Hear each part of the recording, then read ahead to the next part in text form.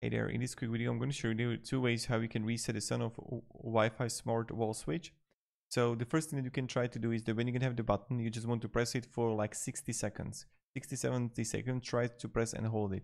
The second thing that you can try to do, this is something that I found from the person on Reddit just written here, that I have just one of the 7 that does this, usually turning off the power, the fuse box, and back on again rectifies the issue. So this is another thing that you can try, and just like researching the tips of what you can do and how you can possibly fix the issue.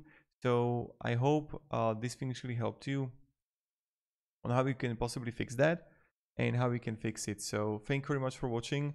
First, just press and hold it for 60 seconds. If that doesn't work out, then turning off the power, the fuse box, and back on rectifies the issue. And also check when the base is fixed too tight, the touch may not work because it lacks mechanical touch. So this is another thing that you can think about.